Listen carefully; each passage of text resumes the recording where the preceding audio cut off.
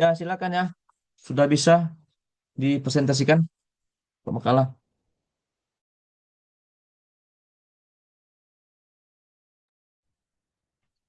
Assalamualaikum warahmatullahi wabarakatuh. Alhamdulillahirabbil alamin wa bihi nasta'in ala umuri dunya waddin. Assalatu wassalamu ala asyrafil anbiya wal mursalin sayyidina wa maulana Muhammadin wa ala alihi wa sahbihi ajma'in amma ba'du. Allahumma faqihna fiddin wa alimna ta'wil. Yang kami hormati Bapak Zakaria Husin Lubis selaku pengampu mata kuliah penelitian metodologi penelitian tafsir serta teman-teman yang berbahagia.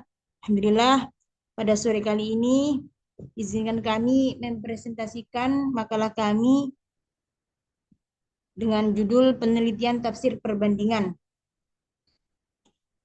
Nanti Ustadz Kevin Adit Putra menyusul karena lagi izin di kamar mandi.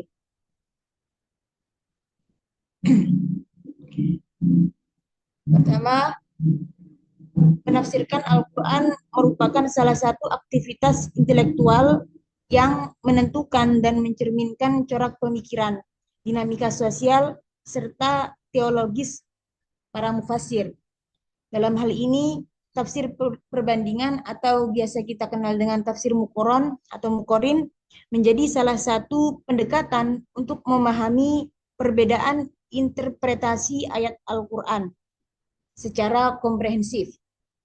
Pendekatan tafsir perbandingan tidak hanya mengidentifikasi perbedaan metodologis dan interpretatif antara mufasir klasik dan kontemporer. Akan tetapi untuk memperluas hazanah tafsir Al-Quran serta menggali lebih dalam akan potensi pemikiran studi keislaman. Dengan pendekatan tafsir mukoron ini dapat membuka ruang dialog antar pemikiran, kemudian memperdalam landasan ijtihad, serta menjawab persoalan kontemporer secara kontekstual dengan menggunakan prinsip dasar Al-Quran. Dalam konteks modern ini, tafsir perbandingan mampu menjadi penengah antara persoalan perbedaan penafsiran para mufassir, serta mampu menjadi solusi yang tepat atas perbedaan cara pandang memahami ayat-ayat Al-Quran.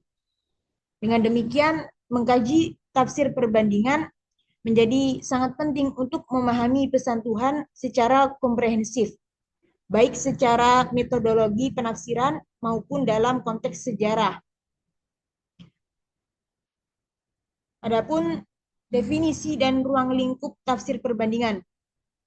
Di dalam penelitian tafsir perbandingan, terdapat beberapa identifikasi sebagaimana secara etimologi di dalam Kamus Besar Bahasa Indonesia, perbandingan diartikan sebagai perbedaan atau selisih.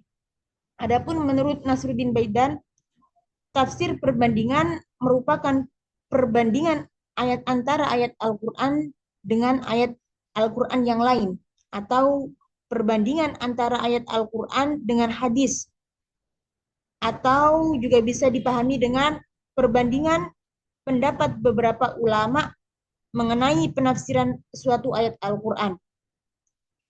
Dalam bukunya, beliau juga menjelaskan bahwa menurut beberapa ahli tafsir, definisi metode penafsiran perbandingan ialah yang pertama, yakni membandingkan ayat-ayat Al-Quran yang memiliki kesamaan atau kemiripan dalam redaksinya. Yang kedua, yakni membandingkan ayat Al-Quran dengan hadis Rasul. Yang ketiga, yakni membandingkan berbagai pendapat ahli tafsir dalam menafsirkan ayat-ayat Al-Quran. Adapun menurut Abdul Rauf, pengertian tafsir perbandingan ialah menafsirkan sekelompok ayat dari Al-Quran dengan cara membandingkan antar ayat yang satu dengan yang lain, antar ayat dengan hadis, dan antar pendapat ulama tafsir dengan menonjolkan aspek-aspek perbedaan dari objek yang akan dibandingkan. Kemudian, menurut Abdul Mustaqim dan Sahiron Samsudin, pada tafsir perbandingan memiliki ciri utama, yakni harus meninjau berbagai pendapat para ahli tafsir dengan menerapkan perbandingan dalam penelitian tafsir Al-Quran. Maka akan didapat pengetahuan tentang beragam kecenderungan dan aliran mufasir yang mempengaruhi penafsirannya dalam menafsirkan Al-Quran. Oleh karena itu, tafsir perbandingan menjadi salah satu pendekatan yang sangat penting dalam memahami, menganalisis, serta menginterpretasikan ayat-ayat Al-Quran dengan cara yang komprehensif. Adapun sesuatu yang diperbandingkan bisa berupa konsep, pemikiran, teori, maupun metodologi. Selain itu, dari model penelitian tafsir perbandingan, dalam penafsiran ini dapat ditemukan hal-hal yang menarik dari segi persamaan dan perbedaan dari ciri khas dan keunikannya. Kemudian corak pendekatan komparatif ini ada 4 kalau dalam makalah ini. Dalam tafsir perbandingan, peneliti yang pertama perbandingan madhab. Dalam tafsir perbandingan, peneliti dapat memetakan berbagai metodologi untuk membedah keragaman interpretasi ayat Al-Quran. Salah satu model utamanya yakni perbandingan berbasis perbandingan madhab. Pendekatan ini berfokus pada disparitas penafsiran yang dipicu oleh latar belakang teologis maupun yuridis. Misalnya perbandingan antara perspektif Sunni dan Syiah ataupun Mu'tazilah dengan Asy'ariyah. Melalui metode ini terlihat jelas bagaimana doktrin teologis yang dianut seorang mufassir dalam mendominasi hasil penafsirannya. Kemudian pendekatan komparatif lainnya yakni menitik beratkan pada aspek sosial historis. Melalui metode ini, karya tafsir dikaji dengan mengaitkan pada realitas sosial dan politik saat karya tersebut disusun. Sebagai contoh, studi perbandingan antara tafsir era dinasti Abbasiyah dan masa kolonialisme dapat mengungkap sejauh mana fluktuasi sejarah membentuk perspektif pemikiran para mufasir. Kemudian, tinjauan komparatif dapat dilakukan dengan menitik beratkan pada aspek metodologi tafsir.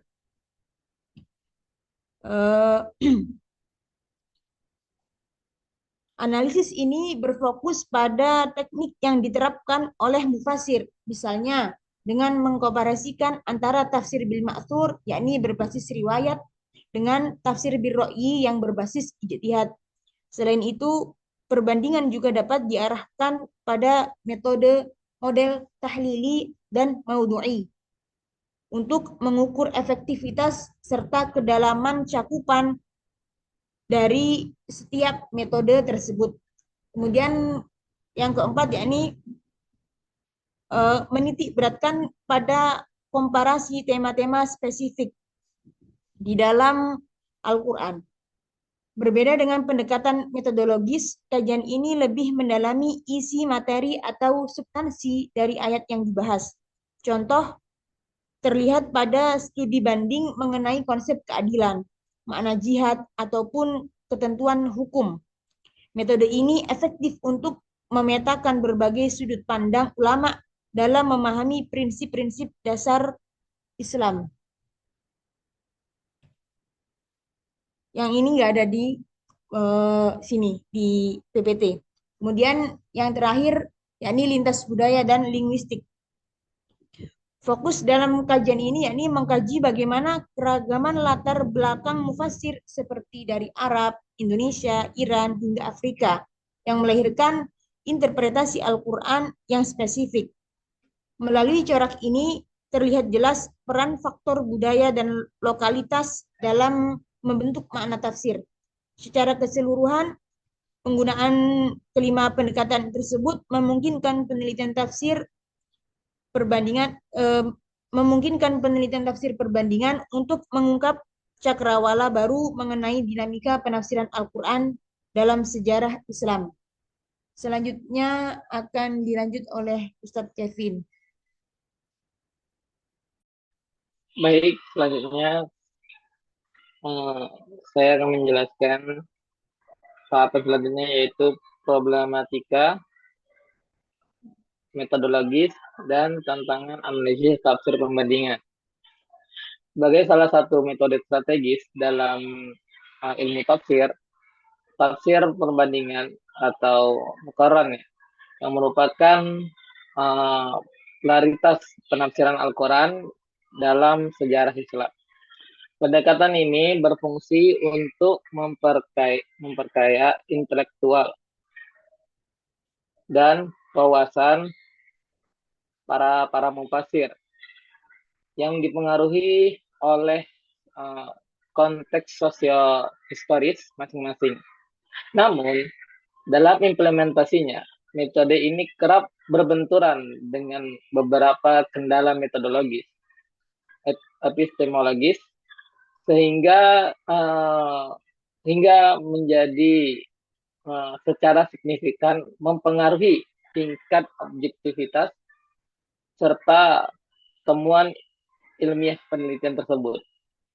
Nah, dalam perbedaan dalam menafsir Al-Quran sudah ada sejak masa sahabat.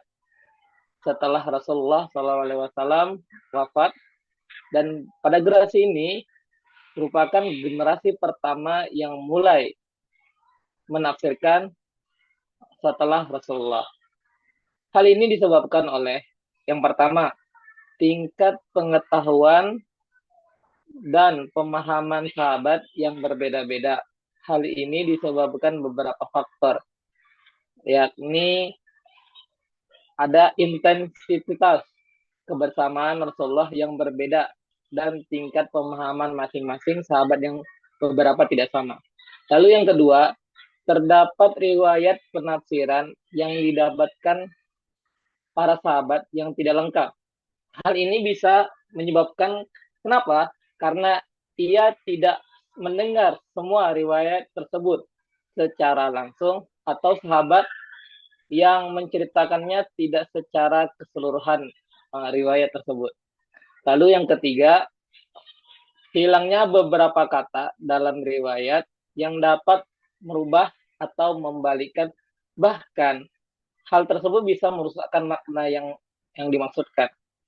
Dan fenomena ini yang menjadi perbedaan pendapat di kalangan sahabat yang menunjukkan beberapa perbedaan variasi penafsiran dan penetapan hukum.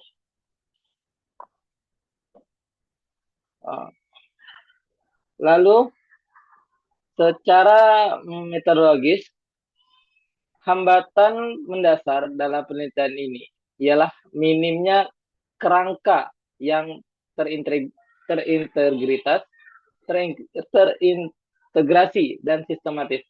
Hal ini menyebabkan banyak kajian tafsir perbandingan yang hanya terpaku pada paparan deskriptif dan pemukaan tanpa menyentuh aspek analisis kritis. Dampak ini, kualitas penelitian menjadi sangat dangkal dan antara tidak mampu membedah keterkaitan substantif maupun dialektika pemikiran antara karya tafsir yang dikaji.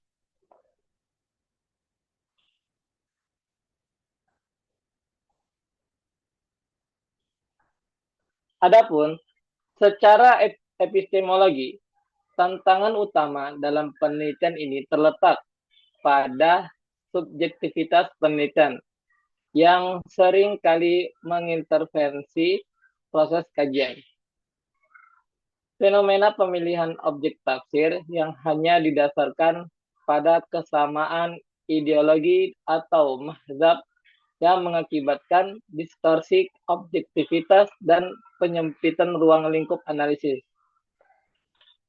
Praktik selektivitas yang biasa ini mencederai atau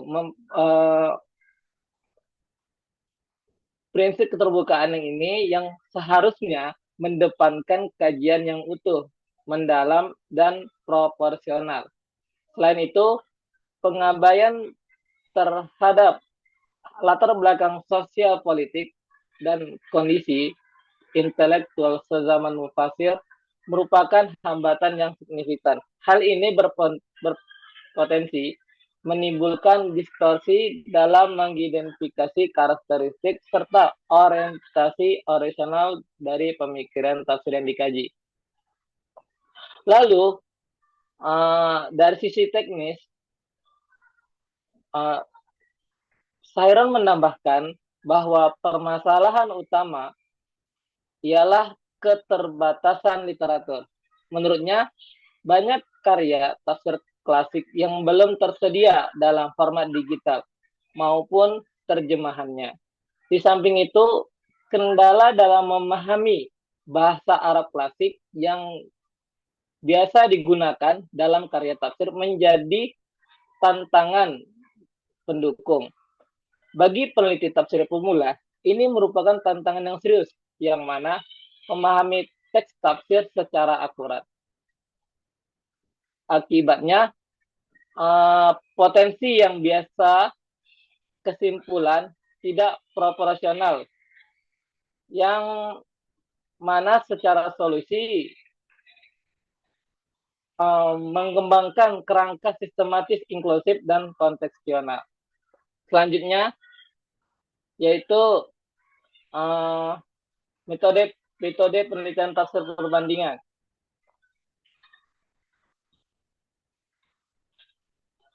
Pada studi tafsir perbandingan, tafsir muqarran, yang diketahui bahwa ada beberapa metode yang biasa digunakan mufasir dalam menggunakan metode ini. Sebagaimana yang kami kutip dalam beliau, Profesor Quraish Shihab, ada 3 cara dalam menggunakan metode tafsir perbandingan. Yang pertama, perbandingan ayat dengan ayat. Lalu yang kedua, perbandingan ayat Al-Quran dengan hadis Nabi SAW pada awal terlihat bertentangan. Lalu yang ketiga, perbandingan berbagai pendapat ulama tafsir yang mana dalam menafsirkan ayat-ayat Al-Quran. Sebagaimana yang ada di dalam contoh studi di dalam PPT kami, yaitu salah satunya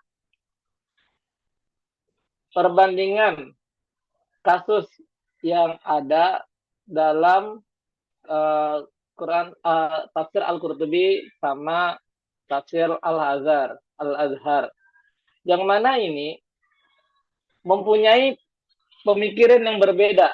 Salah satunya dalam pengutipan Quran surah As-Saba ayat 3.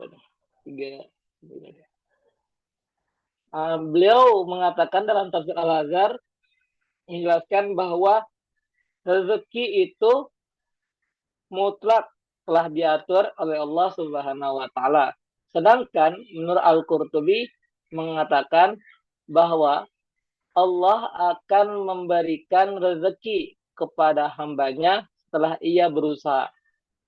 Adapun dalam perbedaannya ini, jika beliau Buya Hamka lebih fokus pada pentingnya rezeki dan sikap berserah diri kepada Allah, sedangkan Al-Qurtubi lebih menyoroti pentingnya menginfak harta dan bersedekah dan merupakan sikap ketaatan kepada Allah Subhanahu wa taala itu. Selain itu, Buya Hamka juga menekankan tujuan bersedekah adalah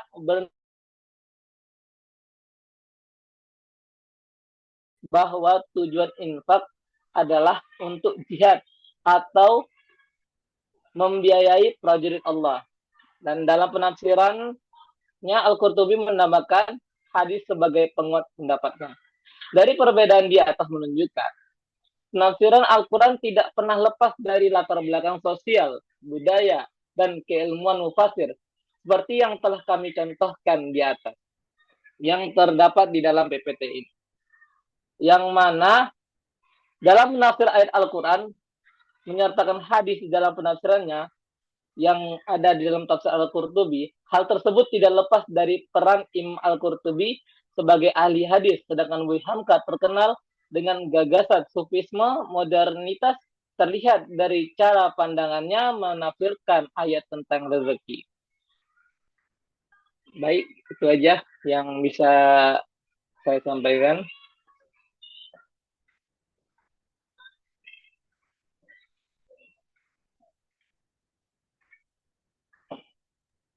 Bagi teman-teman yang ingin menyanggah, menambahkan, ataupun bertanya, silakan.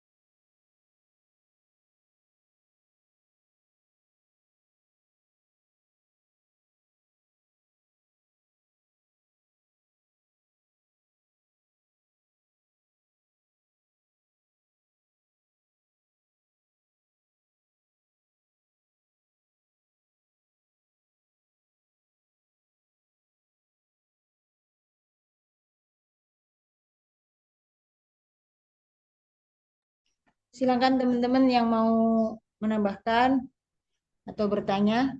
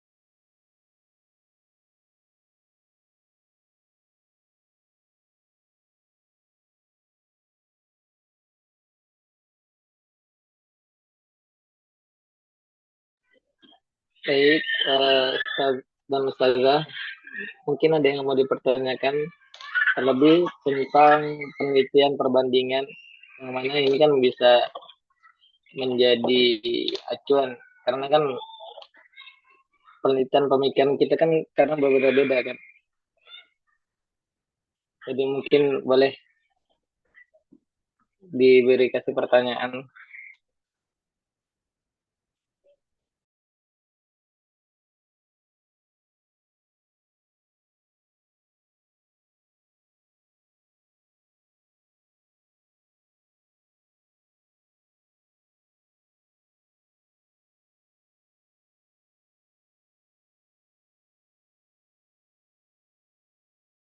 Atau Ustaz Farid mungkin ketua ingin bertanya.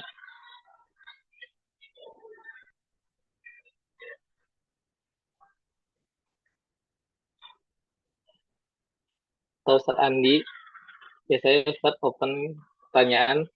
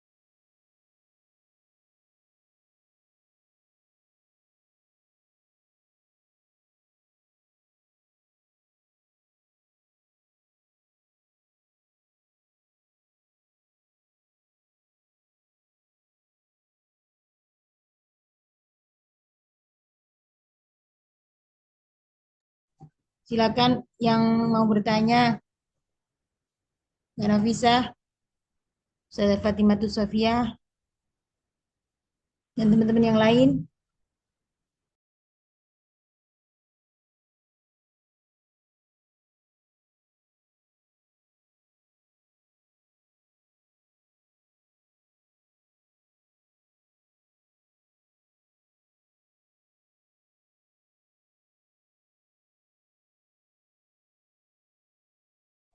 Bismillahirrahmanirrahim. Ustazah Arini dan Ustadz Kevin ya. Saya sebenarnya mau ini aja sih, mendengar pandangan dari antum berdua ya.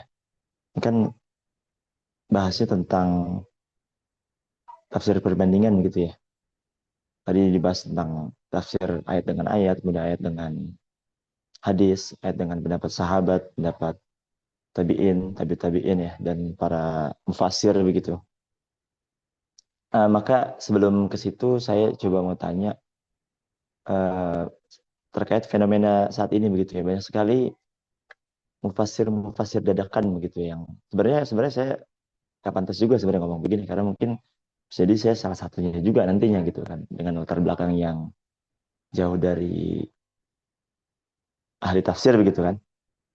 Maka saya ingin bertanya bagaimana pandangan Ustadz Ustazah nih tentang adanya mufasir yang seperti tadi tuh ya, yang menafsirkan dengan sesuka hati gitu ya, tanpa bahkan dia tidak melihat bagaimana pandangan atau ayat dengan ayatnya, bahkan bisa jadi dia tidak paham bagaimana apa namanya kaidah bahasanya sehingga membuat penafsiran yang kontroversi. Sebut saja ada sosok yang namanya siapa namanya Kumaila Hakimah ya kalau nggak salah ya. Ada Ade Armando juga begitu yang beberapa waktu itu sempat apa ya kontroversi lah ya. Banyak sekali pernyataan mereka yang membuat penafsiran yang membuat orang itu ya menjadi entah ya, mungkin memancing sikap kritisnya atau bagaimana, tapi dalam keislaman itu sangat jauh dari hal yang bahkan umum gitu dalam Islam. Nah, bagaimana antum ini memandang fenomena ini begitu? Bagaimana sikap kita sebagai para mahasiswa tafsir untuk memandang fenomena ini dan apa namanya apa yang harus kita lakukan begitu ya untuk menyikapi hal itu juga. Itu mungkin yang pertama. Yang berikutnya perihal apa namanya konteks tema tadi ya. Sebenarnya apa ya?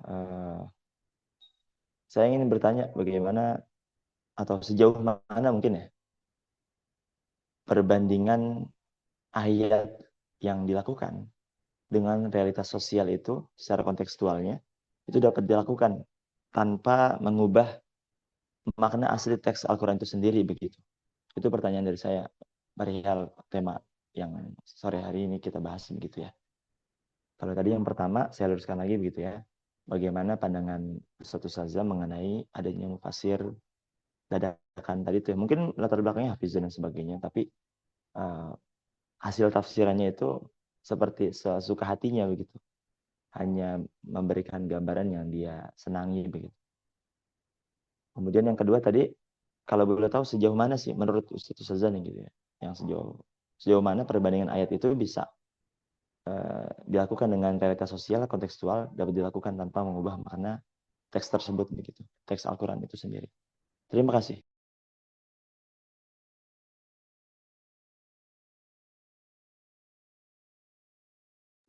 Baik, terima kasih pertanyaannya.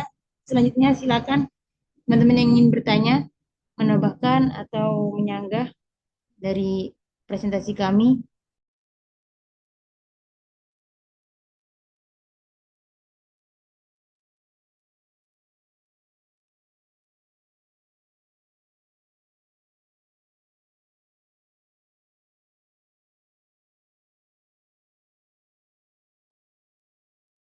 Izin bertanya Ustazah, Ustaz.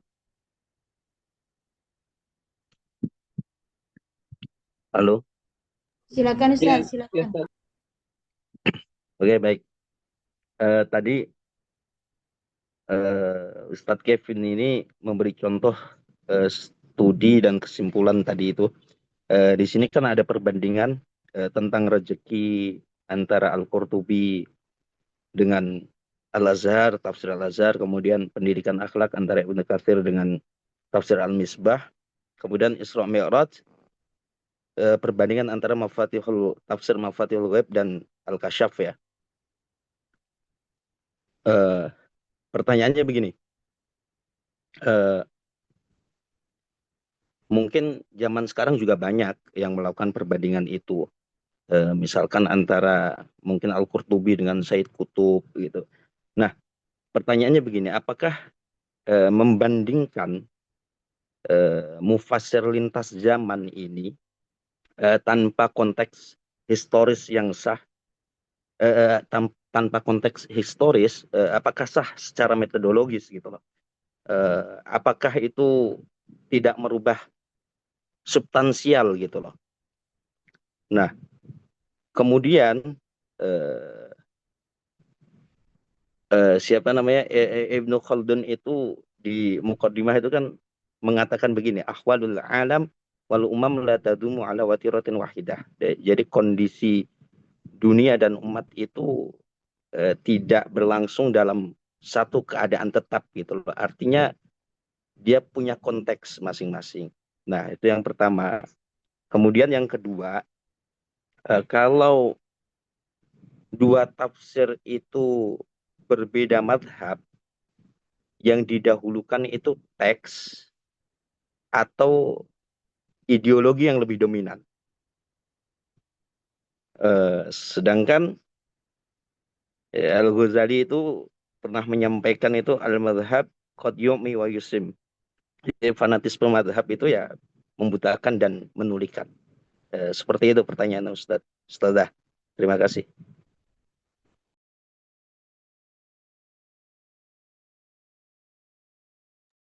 Baik Ustadz. Ustadz Kevin mau menjawab dulu.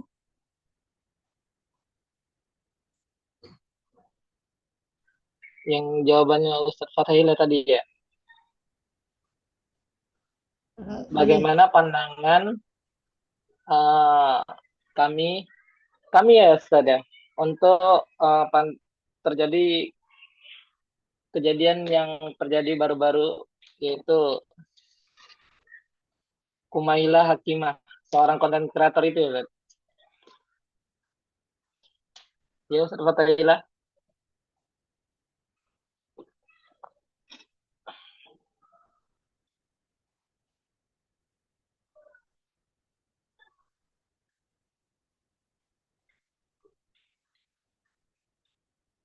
Afan gimana Ustaz tadi? Saya ada ini. Antum menanyakan tentang yang fenomena Kumaila Hakimah yang seorang konten kreator itu tadi. Ah iya betul.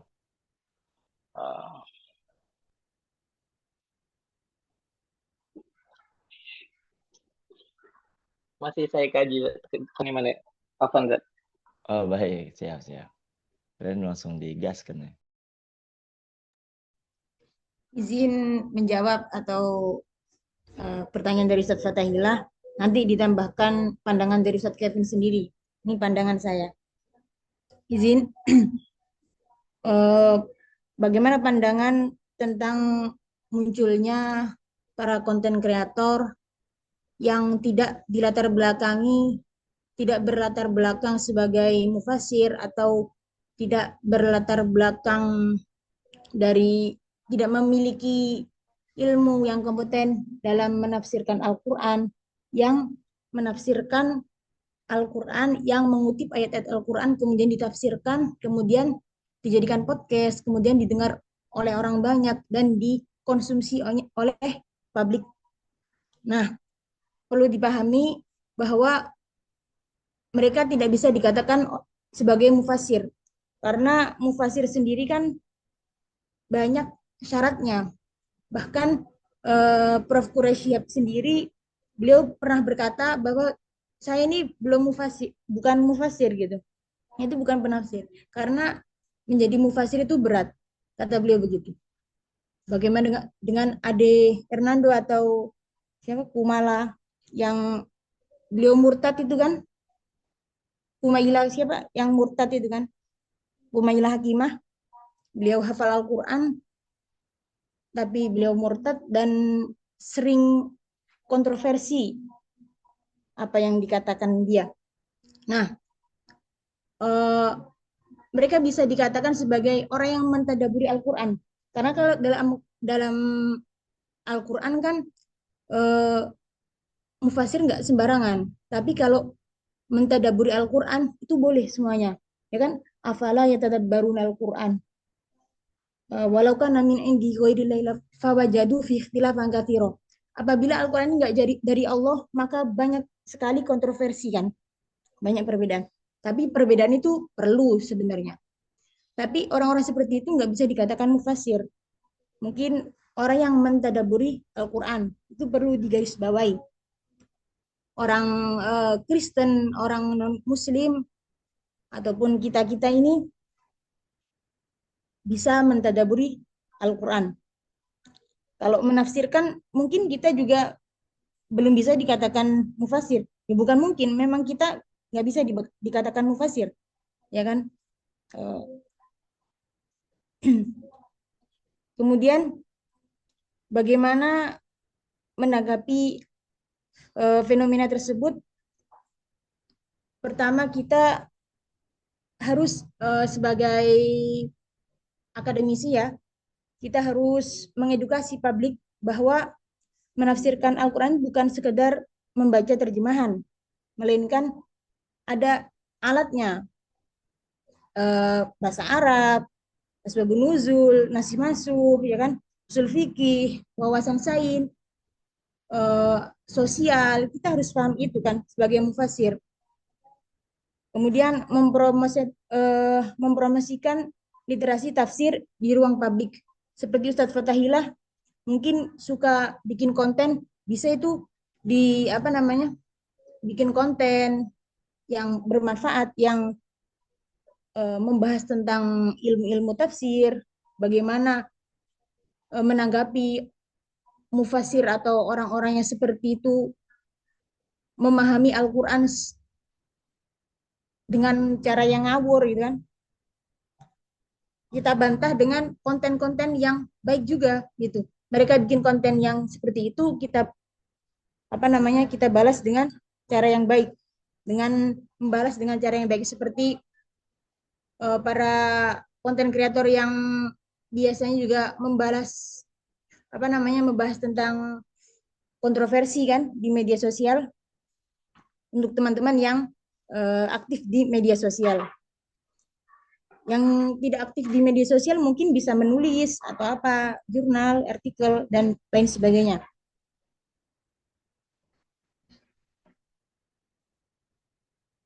Kemudian Ustadz Kevin mau menambahkan? Nah, setelah saya kaji, si konten kreator ini, beliau menggunakan salah satu konteks bil roi, yang mana lebih mengutamakan logika dan rasionalitas pribadi. Lalu juga beliau kan ada juga tuh yang kontekstual yang beberapa yang lumayan radikal ya, yang mana menganggap ayat Al-Quran itu sepertinya harus tunduk pada konteks zaman sekarang atau sains, dan juga ada juga mengatakan kalau mujizat itu salah satu simbol yang atau mitos.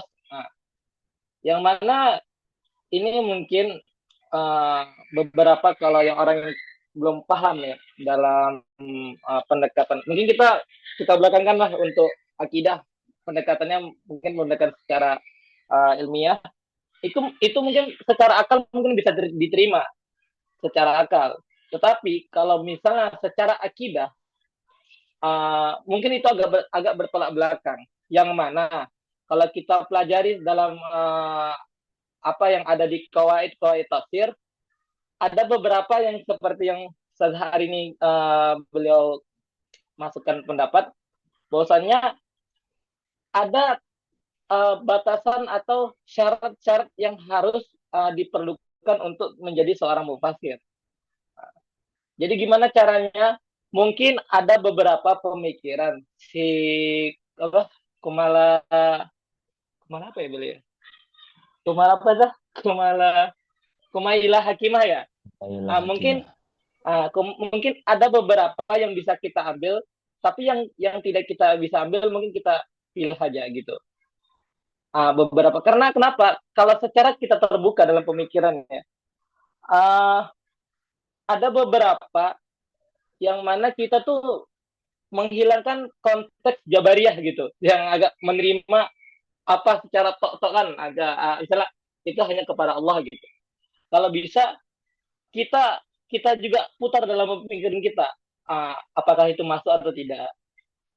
Gimana caranya untuk kita? Salah satunya mungkin kalau misalnya untuk mempertahankan akidah, kita lebih banyak membaca literasi agama. Contohnya beberapa tuh ada buku-buku Buya Hamka yang lebih sufisme ya, kayak Sungai Nil, atau buku beliau tuh beberapa yang pernah saya baca juga ada tuh yang baru koreksi saya lupa juga ada beliau. Ada juga mungkin pendekatan melihat beliau Buya Yahya ya. Nah, itu mungkin bisa mendekatin kita secara akidah seperti itu. Uh, Kenapa? Karena kita nggak bisa keterbatasan aja dalam pemikiran. Mungkin kita menganggap kalau secara orang awam, oh ini salah ini. Tapi kalau kita secara mahasiswa, kita harus terima dulu secara terbuka, baru kita simpulkan. Seperti itu, Sailah. Terima kasih. Baik, terima kasih. Berarti Izin tadi menambahkan sedikit. boleh silakan. Ustaz Oke, Lukman Hakim. baik. Tapi meskipun nama saya Hakim, gak ada hubungannya sama Hakimah ya Ustadz Fatahillah ya.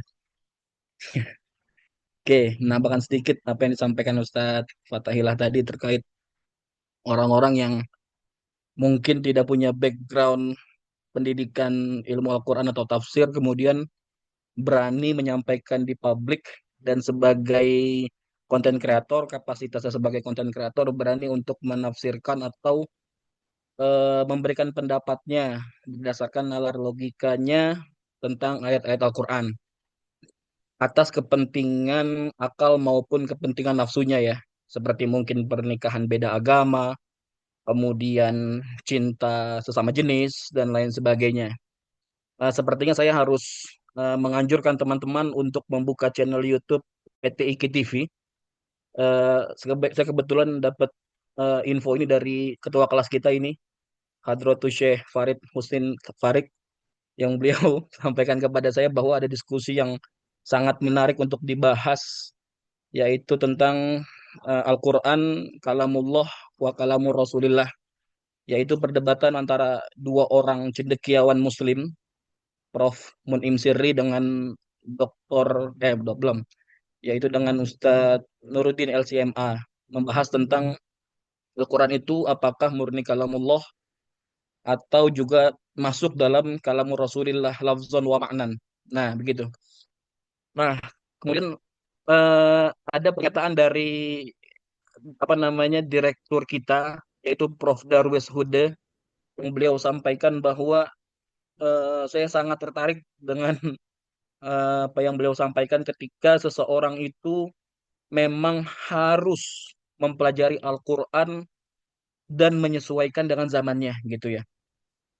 Dan tidak bisa juga kita menafsirkan Al-Quran dengan eh, apa namanya kepentingan diri sendiri, kepentingan kelompok maupun kepentingan nafsu. Seperti orang-orang yang kadang suka bercanda, perokok-perokok itu, ketika mereka bercanda itu mereka melontarkan ayat Al-Quran gitu kan. Ngerokok dengan yang rokok. Ayat Al-Qurannya ada warka umar rokiin. Nah itu kan mereka plesetkan menjadi rokoklah dengan orang-orang perokok.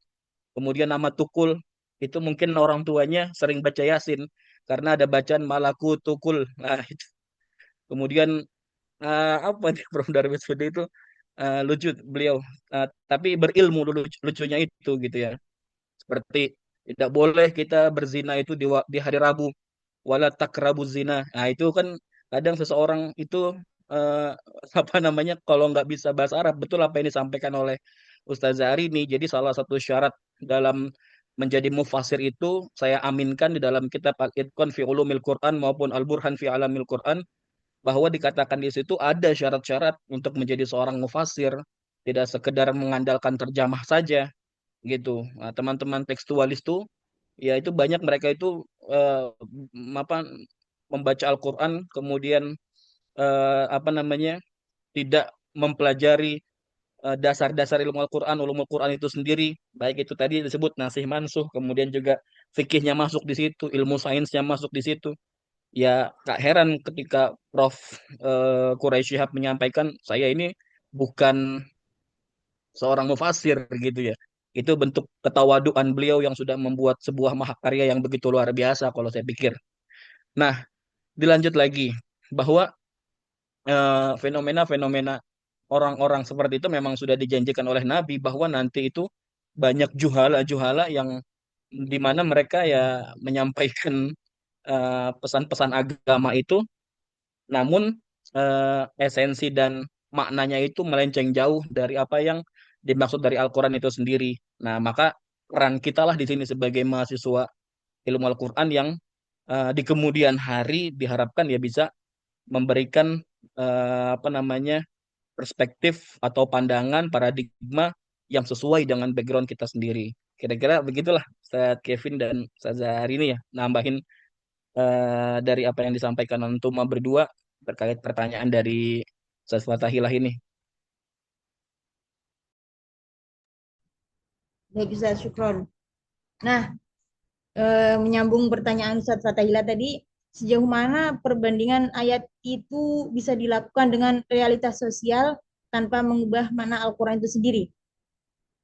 Nah, eh, Al-Quran ini, syarat mufasir yang sangat penting, yakni kan solih fi kulli zaman wa makan kan, harus peka terhadap zamannya. Makanya kenapa penafsiran yang lalu, penafsiran klasik, kadang nggak bisa kita pakai untuk menghadapi persoalan kita saat ini. Ya, karena itu, karena sosialnya udah berbeda, zamannya udah berbeda. Makanya mufasir harus solih likulli zaman wa makan. Penafsiran harus relevan untuk setiap waktu dan tempatnya. Karena kalau tidak begitu, eh, manfaat apa tujuan daripada Al-Quran sebagai hudan ataupun petunjuk itu nggak akan sampai karena nggak relevan. Penafsiran yang dulu nggak bisa kita pakai saat ini. Ada beberapa penafsiran mungkin. Nah, tetapi adanya perbedaan penafsiran itu menurut saya wajib. Kalau adanya perbedaan penafsiran, seperti dalam qiraah sabah kan, tidak semuanya orang bisa melafalkan dengan lafaz yang sama. Kalau di Jawa Tengah, ain jadi nga. Kalau kita kan ain biasa ya kan. Kalau di Jawa Tengah ada yang nggak bisa ain kan, ada yang nga. Nafiah jadi nafingah ya kan, teman saya ada. Jadi ngah-ngah semuanya. Ain jadi nga. Ya, makanya ada qiraah sabah gitu menurut saya. Kemudian Al-Quran sendiri, penafsiran itu, Al-Quran itu sebagai makanan.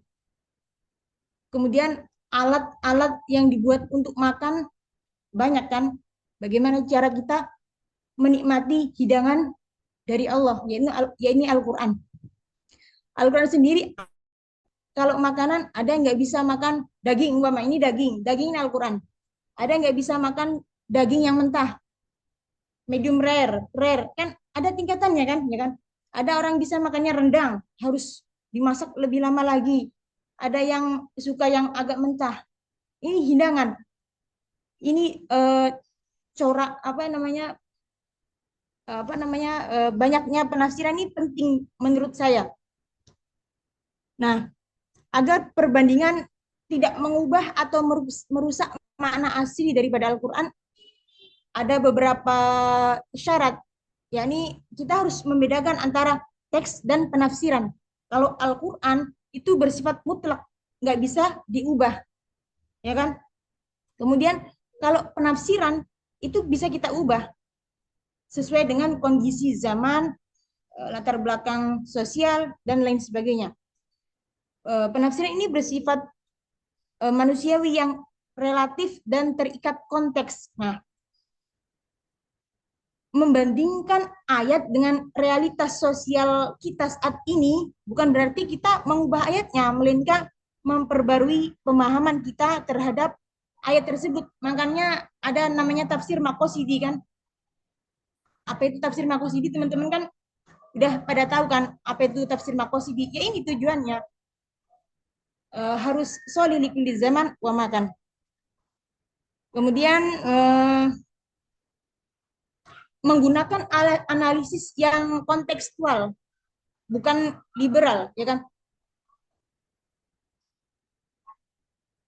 Kita ketika memahami ayat Al-Quran, maka kita harus menarik ayat itu kembali pada masa turunnya, konteks sejauh mana ayat itu turun, penyebabnya, asbabun nuzulnya bagaimana. Kita harus baca itu.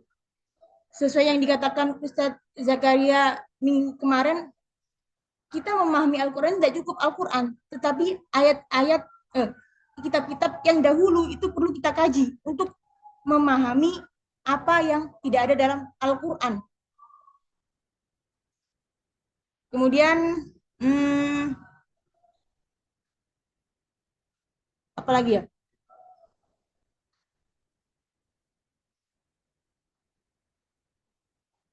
Jadi diidentifikasi teksnya, kemudian analisis historisnya, bagaimana latar belakangnya, kemudian kita analisis dulu sosialnya bagaimana, kemudian kita temukan bagaimana peran moral ayat Al-Quran bisa diaplikasikan dalam kebijakan atau sosial saat ini tanpa melanggar prinsip syariat agama Islam. Nah, dengan cara ini Al-Quran itu bukan diubah maknanya, tapi penafsirannya yang mungkin agak reaktualisasi fungsi daripada Al-Quran sebagai hudan. Ustadz Kevin mau menambahkan? Saya sudah berbusa ini.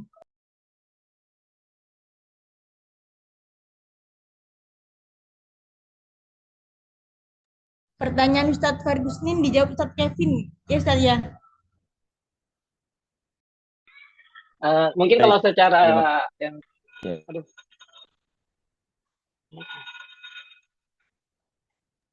Ustadz Kevin mau jawab dulu. Langsung jawab Ustadz Kevin. Saya boleh menanggapi dulu nggak? Tadi jawaban dari Ustadz Zahari ini dan Ustadz Kevin nih, Masya Allah ya. Boleh Ustadz, silakan Ustadz. Khairan nih atas jawabannya, Masya Allah. Ya, saya sependapat dengan beberapa hal yang disampaikan tadi ya. Ya, tadi saya pakai diksi mufasir sesuka hati itu karena memang kontennya begitu kan. Tiba-tiba bahas ayat, terus dikaitin lah. Ya, mungkin sampai kayak menggelitik gitu ya. Dan memang entah kenapa ketika saya dengerin mereka bicara itu potongannya doang bahkan itu sudah sangat menyiksa begitu ya. Gitu. Makanya saya tanya nih ke teman-teman yang luar biasa kan. Jadi memang ya barangkali memang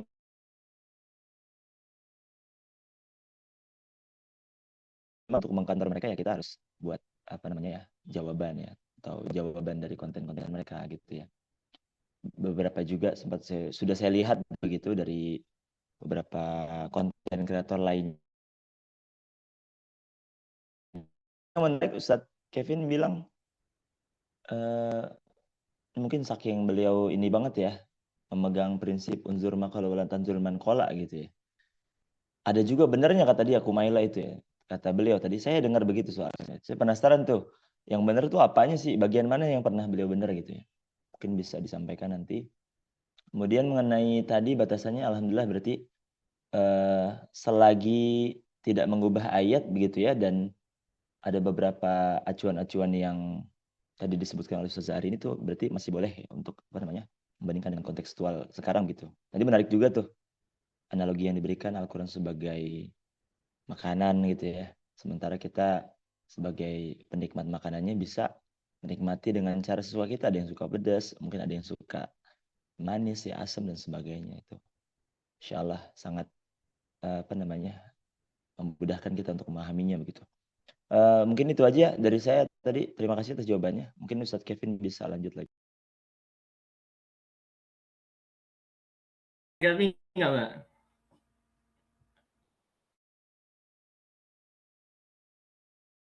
Ustadz Kevin. Lagi gangguan, Ustaz, maaf. Keluar Itu masuk dari tadi. bisa jawab tuh. Dengar kan tapi kan ya?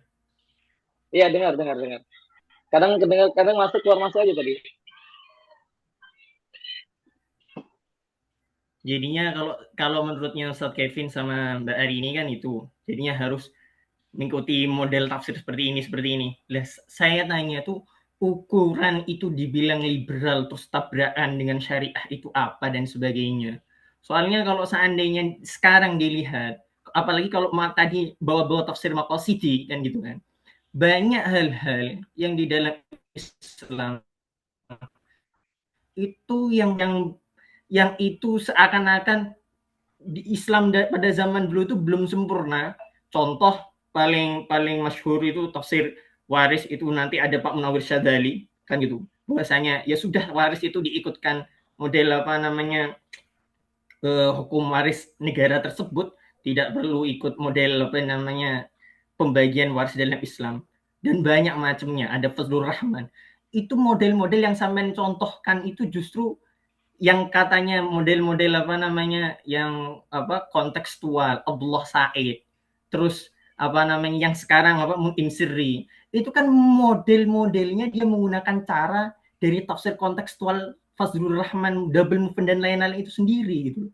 Jadinya harusnya kalau dibilang itu kayak Kumaila juga dibilang itu niatnya sengaja merusak, ya enggak, ya emang tafsirnya itu yang berbeda gitu. Makanya itu, apakah sebenarnya ini kan pemaknaan Islam itu, apakah memang betul hal-hal yang memang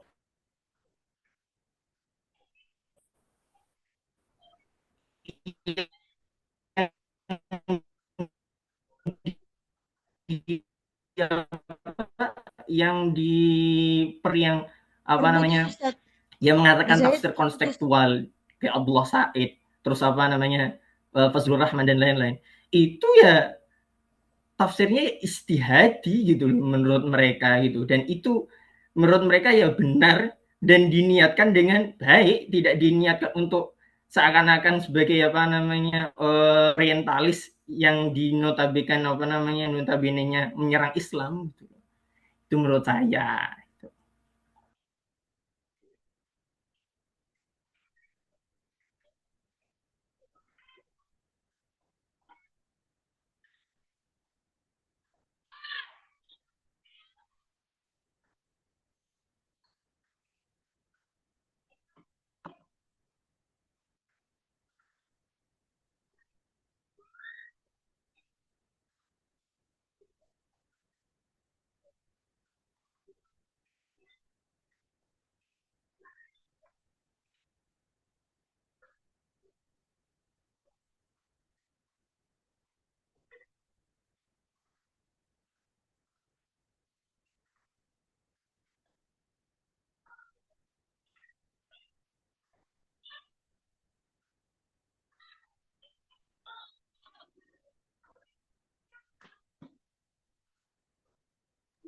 Silakan Ustadz Kevin.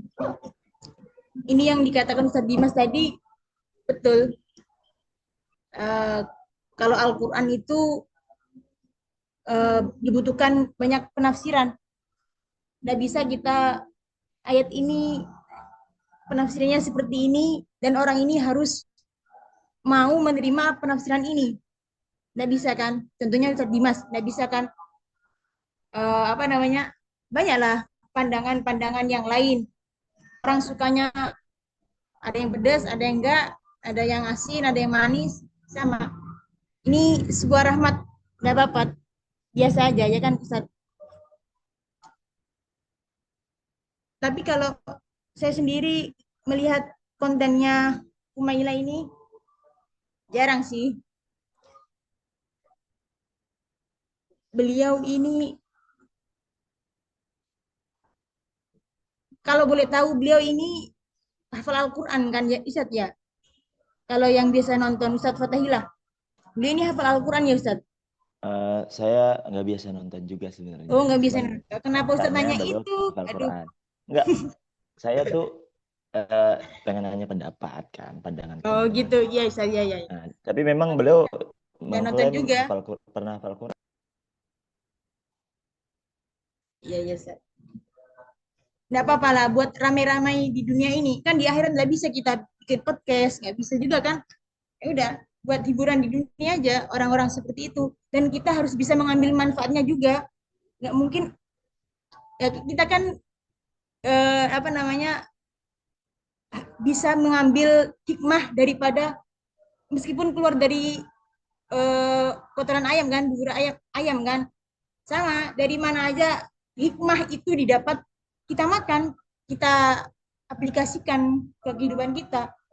Meskipun dari ulama yang lurus, ketika beliau mengeluarkan statement yang menurut kita dalam syariat nggak benar, ya jangan diikutin. Kan gitu aja, simple hidup itu kan.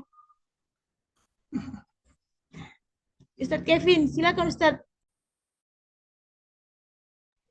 Eh, ada satu kalimat yang saya bisa pahami dari beliau itu, ada kan beliau katakan kayak gini, eh, kisah-kisah dalam Al-Quran itu bukanlah fakta sejarah, melainkan mitologi atau metafora. Ya betul Ustaz, Ustaz Fatahila. Nah, yang mana mungkin kita bisa kaitkan dengan agak sedikit filsafat ya, mungkin agak ini. Yang mana gini, uh, ada kisahnya Nabi Musa yang pernah kita dengar dari beliau dosen juga, yang mengatakan kalau apa jejak beliau itu Nabi Musa tuh belum ada yang dapat jasadnya atau apanya gitu. Mungkin dari situ Kumaila mungkin dari situ dia dapat ilmiahnya, lalu ditangkap dengan dia, dikaitkan dengan Al-Quran. Makanya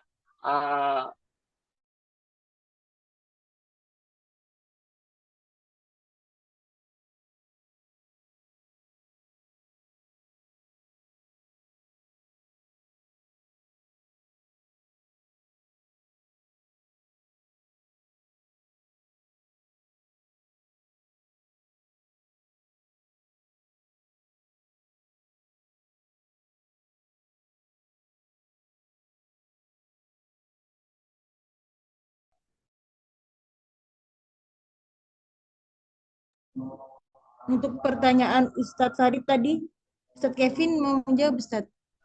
yang tadi Ustazah, konteks Udah. historis yang Ustazah jawab, Itu bukan yang bisa Fatahillah ya? disandingkan apa tadi Ustaz? Ibnu Khaldun ya Ustaz? Ustaz Fatih ya? Ustaz angkat tadi ya? Konteks Ibnu Khaldun ya? Silakan Ustadz Farid, pandangan antum bagaimana Ustadz?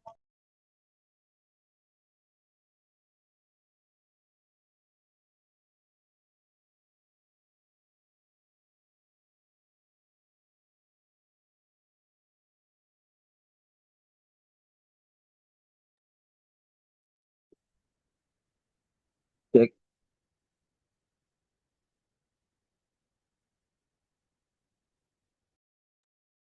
Gimana Ketua?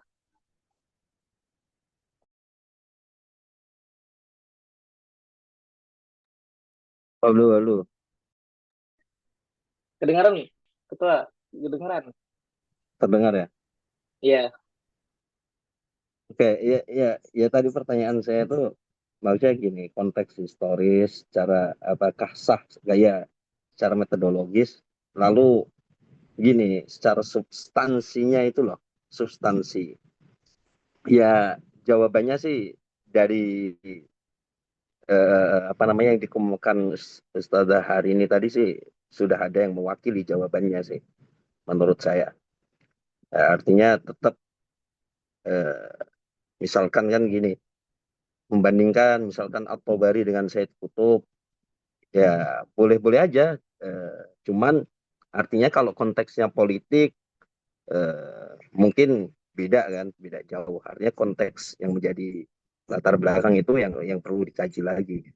Artinya tidak bisa perbandingan konteks di zaman itu politiknya di zamannya At-Tabari dengan Said Qutb ya beda. At-Tabari itu Said Qutb itu kan udah kolonialisme, artinya jauh sekali ya, artinya tidak bisa kalau dari konteks politik. Artinya tetap pakemnya ya pakem ulumul Quran gitu loh, seperti itu. Eh, Cuman yang tadi yang belum saya tangkap itu yang ini apa namanya kalau terjadi dua tafsir yang berbeda karena madhab itu yang didahulukan teks atau ideologinya gitu loh. Sekarang itu kan ideologi yang dikedepankan.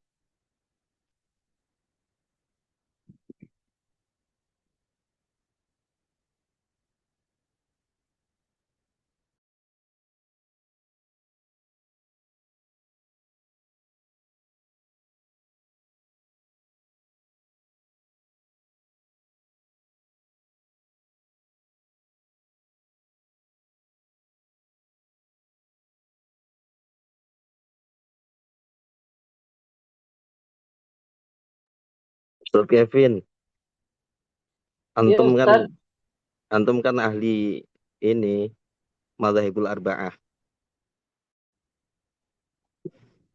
plus aqaidnya.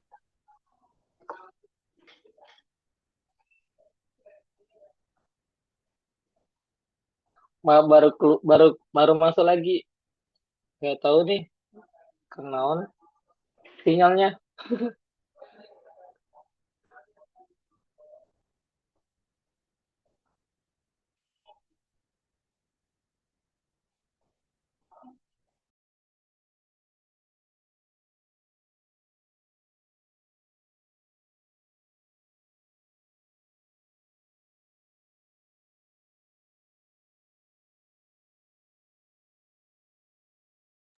Ustaz Farid itu kayaknya Ustaz Kevin belum dengar tadi antum ngomong apa tuh. Nggak kedengeran, baru masuk. Maaf Ustadz Farid, boleh diulang? Jadi begini, Ustaz Kevin, kalau ada dua mazhab ini kan perbandingan ya. Jadi yang didahulukan itu teks Al-Quran atau ideologi gitu. Sedangkan zaman sekarang itu pasti ideologi. Seperti tadi yang dikatakan Laura Dimas itu, mereka itu jatuh pada liberalisme, tapi mereka tidak menyadari. Maksudnya mereka itu menganggap itu ijtihadi mereka gitu loh. Seperti itu. Maaf ya, ini mungkin kalimat saya agak-agak ini. Kan pernah saya dapat dari mana sumber gitu. Pernah saya ingat ya, kan bahasa Al-Quran ini kan bahasa universal, bahasa global. Maksudnya bahasanya itu bisa masuk di mana saja. Dan ideologi ini salah satu alat untuk kita bagaimana cara kita memahami wahyu seperti itu. Jadi kalau misalnya dibilang yang mana sih kita pilih utamakan ideologi atau Al-Quran? Ya kalau saya sih Al-Quran gitu. Karena munculnya ideologi itu dari Al-Quran seperti itu. Karena mungkin uh, ada beberapa yang kita belum dapat di dalam Al-Quran, sedangkan Al-Quran itu sudah bahas di dalam situ. Seperti itu. Terima kasih.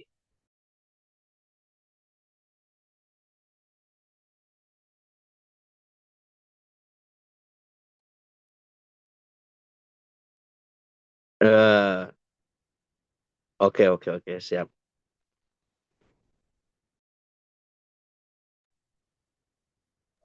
Mungkin mau dari sentuhan-sentuhan Sadimas mungkin ilmunya tafadhol. Kalau saya tidak setuju ya dibilang ya betul memang Al-Quran itu memang jadi itu kan jadi sumbernya. Akan tetapi tetap yang namanya apalagi di mutakallimin di apa namanya kalangan pemikir filsafat Islam ya tentunya. Itu tentunya yang namanya Al-Quran atau sumber-sumber apa namanya epistemologi Islam yang wahyu itu justru dijadikan pendukung, penguat, bukan menjadi maksudnya penguat dari kebenaran yang sudah dia yakini, bukan dicari satu kan itu. Dan terus pemahaman kalau seandainya dibilang lebih dahulu teks atau ideologi, dari mana sampai tahu itu kalau seandainya teksnya itu berbunyinya apa kan itu. Kalau seandainya teksnya berbunyinya apa jelas maksudnya muhkam, Nggak mungkin ada perbedaan pendapat tentang muhkamat dan mutasyabih di antara ulama gitu loh. Makanya kalau sampean baca Zamakhsyari, apa julukan jeleknya yang dilontarkan kepada apa namanya dari Asy'ariyin itu justru dianggap baik oleh mereka, sebaliknya gitu loh. Pemahamannya tetap sama, muhkamat didahulukan daripada mutasyabihat. Tapi muhkamat atas mutasyabihatnya itu, muhkamatnya yang mana, mutasyabihatnya mana, itu ujung-ujungnya ideologis gitu loh. Nggak bisa gitu loh. Kayak yang tadi yang saya bilang masalah apa namanya pemahaman ijtihad di dalam apa namanya dalam penafsiran itu. Kalau sampai membatasi hanya ulumul Quran yang ulumul Quran seperti Al-Qur'an, Burhan, terus dan lain-lain seperti itu boleh. Dan itu ya memang yang benernya seperti itu secara manhaj apa namanya mufassirin. Tapi kalau seandainya dibatasi seperti itu, orang zaman sekarang itu semakin menolak akan hal itu karena banyak kemunculan tokoh-tokoh yang dianggap sebagai pemikir tafsir yang lebih hebat daripada itu karena lebih menyesuaikan konteks zamannya. Makanya ada muncul tekstualis Quran, Al-Quran, Mafhumun Nas punya Nasir Hamid Abu Zaid. Terus apa namanya yang apa namanya karangannya apa Fazlur Rahman, tema pokok Al-Quran itu kan dan lain-lain. Ya seperti itu. Padahal mereka itu ketika di negaranya sendiri itu gak dicap sebagai ulama atau apalagi mufassir. Nasir Hamid Abu Zaid itu diusir dari Mesir gitu loh. Tapi ketika di Amerika jadi pakar tafsirnya di Amerika gitu loh. Nah, itulah yang membuat kegamangan di dunia Islam kan seperti itu kan. Lah yang mana yang benar gitu loh. Kalau kayak baca pandangnya Munim Sirri itu ketika memahami apa nama tentang liwat, sodomi, apa suka sama jenis, itu dipahami, itu dikiaskan kepada pemahaman apa namanya analoginya Abu Hanifah tentang apa? Tentang zina itu karena hukumannya itu disamakan seperti itu. Maka apa? Nanti ditarik lagi bahwasanya apa? Bahwasanya suka sama jenis itu ya enggak apa-apa. Malah kayak gitu.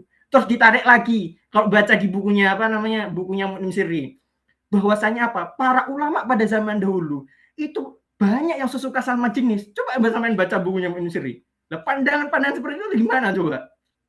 Nah, kan gitu. Kalau kalau baca Pak Munawir itu Pak Munawir tentang apa namanya tentang itu. Terus apa namanya Khalid Abdul Fadl dan lain-lain. Ya seperti itu gitu loh. Lah, yang mana yang benar itu kalau menurut saya ya tinggal orangnya mau milih mana. Soalnya kalau pandangan saya yang namanya agama itu konteksnya itu ya private. Selama dia tidak mengganggu apa namanya agama orang lain, ibadah orang lain, ya enggak apa-apa. Menurut saya gitu. Kalau seandainya sudah tahapnya mengganggu, mengajak, terus apa namanya mendorong provokasi dan sebagainya, lah itu baru keliru menurut saya. Tuh. Tapi tetap kalau mau dibilang yang mana yang paling asoh itu ya yang paling yang mengikuti apa pandangan ulama terdahulu kan gitu. Tapi kalau seandainya mau ikut pandangan yang cendekiawan muslim liberal ya monggo. Tapi ya kan namanya di Quran innallaha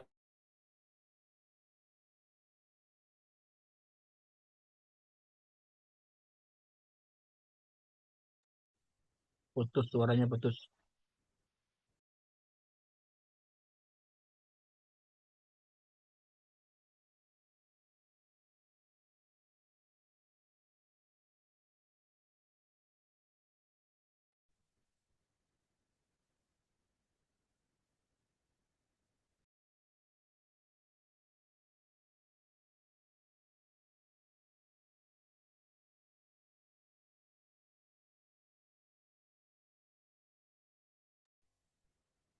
Sepertinya terpental itu Ustaz Kevin. Apa namanya?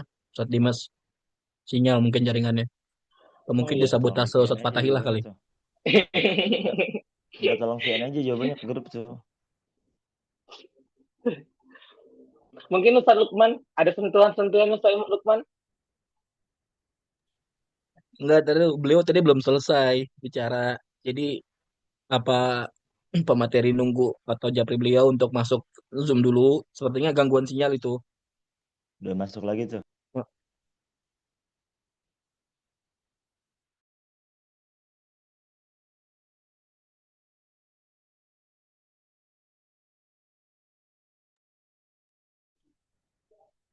Coba anak chat coba ya.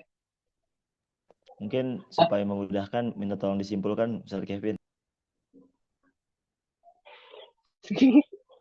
Langsung simpul.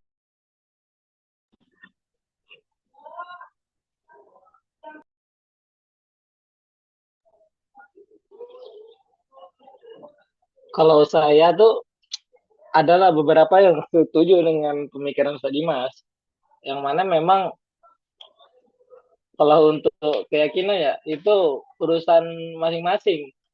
Tapi kalau misalnya ada beberapa yang agak nyeleneh, itu kadang kalau misalnya saya nggak suka, saya tegur kadang. Kenapa? Karena kadang contohnya ya pemikiran tentang sholat lah, sholat. Kalau niatnya ada sholat, udah nggak usah sholat lagi. Sedangkan kalau dalam pendekatan, kalau kita nih pendekatan fikih nggak sah. Tapi kalau pendekatan tasawuf mungkin sah-sah saja. Tapi kalau pendekatan fikih syariat nggak sah. Masa kalau misalnya kalau sholat ibadah, udah kalau kita pikir udah sholat gitu. Kan itu salah satu beda pemikiran ya. Mungkin orang itu orang sebelah berpikir itu secara sufisme. Biasa orang menganggap sufi ya. Nah, seperti itu. Nah, cuma kalau yang kata Ustaz Dimas tuh memang kita tuh kalau mau yang lebih baik ya, lebih baik tuh kalau tentang mau bukan bukan akidah aja tapi ilmiah pun kita harus kita lihat penelitian-penelitian terdahulu atau orang-orang terdahulu seperti itu. Terima kasih. Atau mungkin Aku, Ustadz Farid, menambahi bentar. Aku oh ya, nambahin kembali penelitian alhamdulillah. terdahulu, pendapat-pendapat terdahulu itu dalam konteks keislaman, bukan dalam semua hal ilmiah. Justru kalau kedokteran, ya justru ikut harus sekarang sebagaimana pendapat di taklim muta'alim mengenai banyak hal itu kan. Itu harus direvisi karena bertentangan dengan ilmu kedokteran sekarang. Contoh paling umum itu apa? Tentang lalat. Katanya lalat tuh di sebagian sayapnya itu ada itunya, ada racun dan ada obatnya. Nah, di ilmu kedokteran apakah betul seperti itu kan gitu? Tapi Ustadz Dimas, maaf ya, saya pernah ada baca nih yang menganggap bagaimana Al-Ghazali mengatakan Ibnu Sina kan ahli kedokteran ya zaman dulu. Itu salah satu dianggap kafir. Itu gimana Ustaz?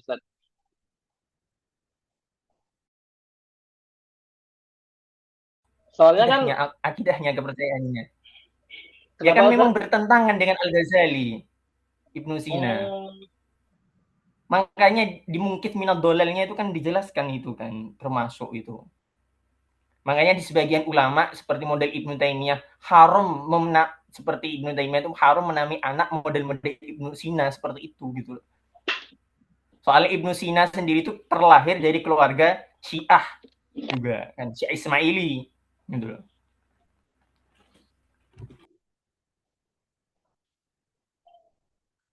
Jadi kalau misalnya seperti itu, misalnya kita kaitkanlah dengan kedokteran, apakah ajaran kedokterannya Ibnu Sina itu tidak perlu kita ikutin? Sedangkan beberapa sejarah mungkin banyak menukilkan beliau kalau ahli kedokteran sebenarnya dari beliau gitu, asal muasalnya. Iya betul, tapi kan tetap kalau yang namanya ilmiah, apalagi ilmu sains itu kan, itu kan selalu terbaharukan gitu loh.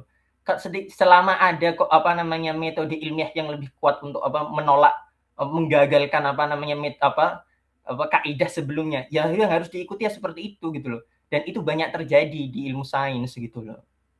Dan yang paling umum termasuk itu kejadian orang yang percaya hal itu sebagai sebuah kepercayaan, apalagi akidah. Tapi padahal justru keliru gitu loh. Dari sumbernya aja nggak benar. Contoh itu yang paling umum itu, bahwasanya apa? Kalau seandainya air yang dikasih bacaan doa-doa itu nanti memiliki kristal-kristal dan sebagainya kan gitu. Itu aja loh kepercayaan yang sudah keliru. Itu siapa yang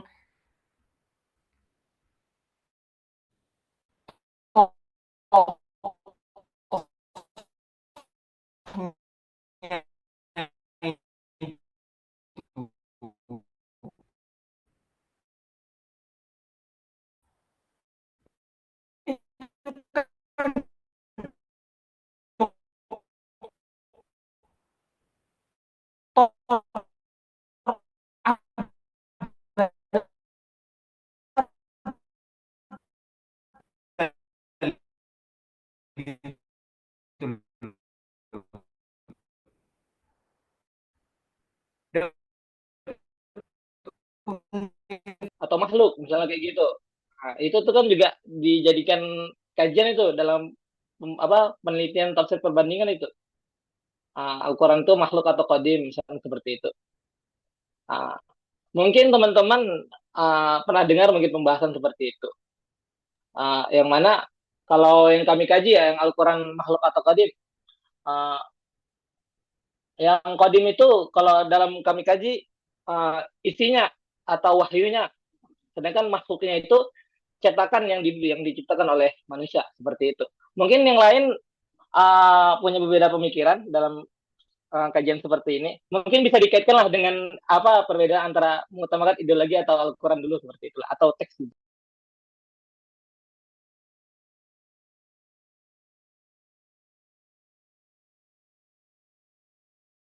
Atau nih partner saya sudah hari ini tafadhol Langsung saja Ustaz, dijawab Ustaz Farid. Enggak, ini brother Kevin nih. Antum maksudnya lebih ke teks ya daripada ideologi ya. ya Zat. Lebih kayak gitu soalnya. Oke, tapi maksudnya gini ya, apa namanya tadi sempat membahas tentang ini agak-agak keluar sedikit artinya, tapi masih terkait maksudnya terkait sholat dalam pandangan fikih, dalam pandangan sufi. Saya ini sufi gitu loh. Kita tidak pernah menganggap bahwa sholat itu perlu ditinggalkan gitu loh. Ini beda teks apa beda ideologi nih? Kalau Salah ada saya teman saya kayak gitu. saya tetap berpacu pada artinya gini, kita menafsirkan sesuatu itu memang modalnya adalah ideologi. Makanya ada corak tafsir kan. Ada corak tafsir, masing-masing punya tafsir. Ketika orang itu punya ideologi, punya madhab, masing-masing punya tafsir. Asalkan ya tadi itu, kalau kita kembali kepada yang asoh, ya itu tadi, yang sesuai dengan ulumul Quran itu tadi. Nah, mungkin kalau untuk fenomena zaman ini, yang kekinian ya, kita lebih kepada cara membacanya. Artinya begini, selama ya itu tadi, selama itu tidak menggerus keimanan kita, selama itu tidak merusak apa yang telah kita jalani selama ini yang menjadi ideologi kita, ya sah-sah aja, aman-aman aja. Tapi untuk para dai-dai ini seperti Ustadz Lukmanul Hakim, Ustadz Harini, Ustaz Andi, ini perlu bikin konten juga untuk mengkanter itu gitu loh. Sangat-sangat perlu gitu. Supaya apa? Supaya maksudnya begini, warnanya itu jelas gitu, tidak bias gitu loh. Kan salah satu artinya gini, metode tafsir Muqarran ini kan walaupun bias agar terlihat warnanya seperti itu.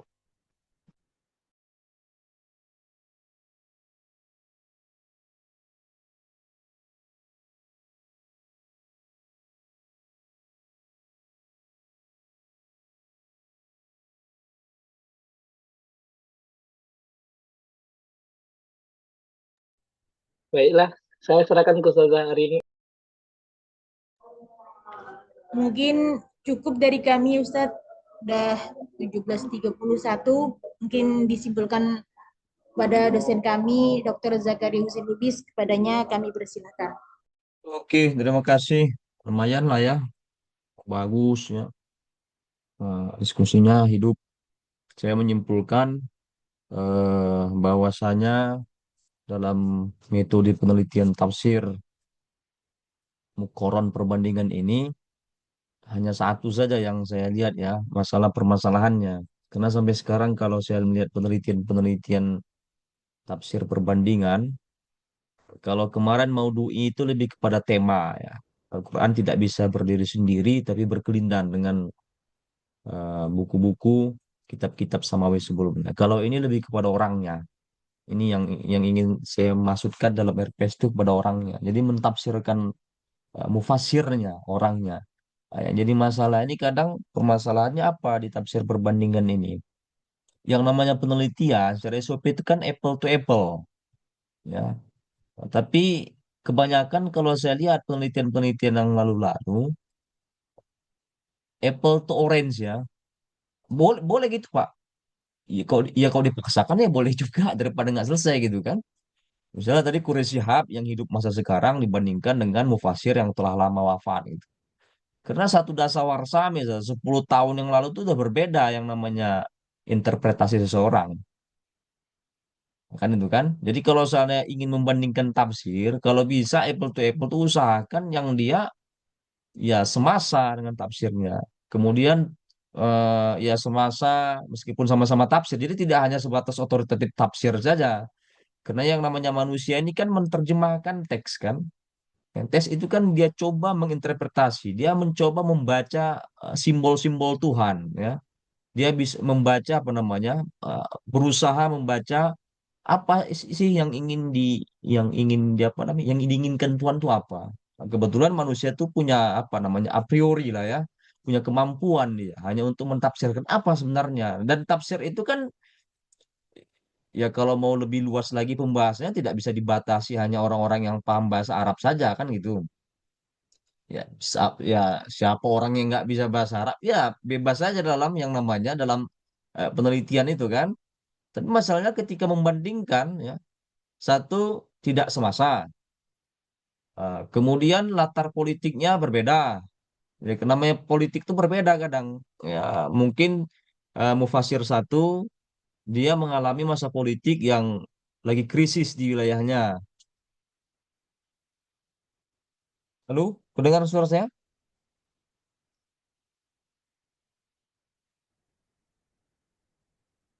Itu udah masuk tuh.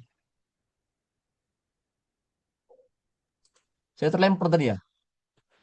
Iya Pak dosen, kelempar, keputus tadi Oke, sampai ngomongnya. mana tadi saya? Saya udah tadi panjang jelaskannya.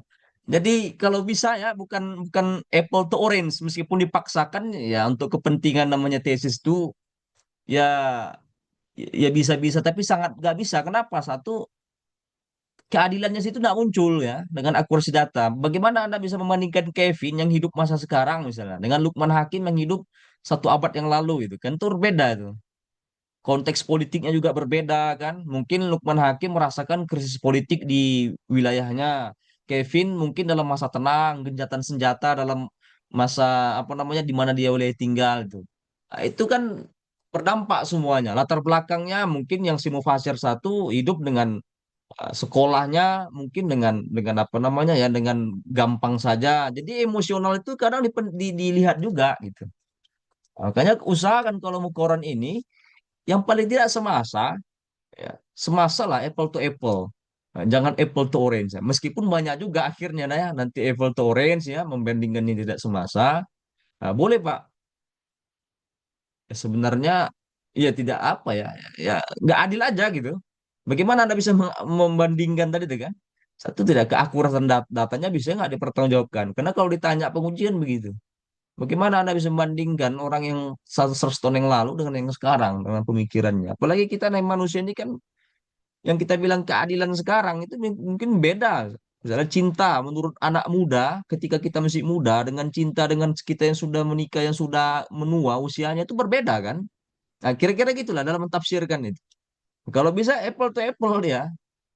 Kalau bisa begitu ya. Kalau nggak bisa juga mungkin dengan kekurangan apa sedikitnya para mufasir ya apple to orange juga gitu. Tapi harapan saya dengan koron ini bandingkanlah yang ya semasa dia yang apple to apple saya rasa itu saja. Itu saja yang bisa saya simpulkan. Ya silakanlah di closing statement. Ayo sudah Arani, hari ini kan tadi kakak yang buka.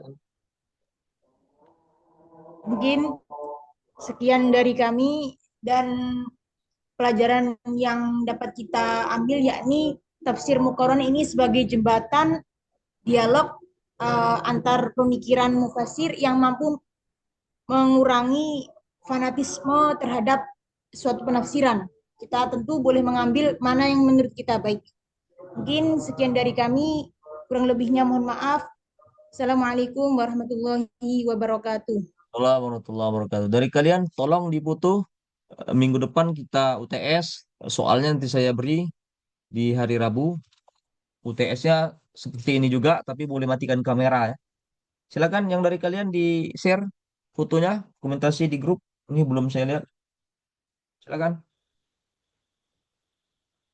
Iya kan, Kem.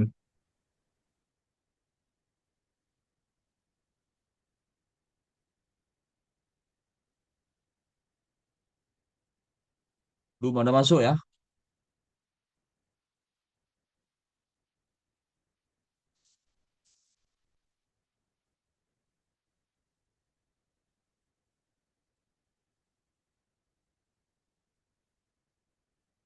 Oke, ketemu lagi di hari Rabu depan UTS.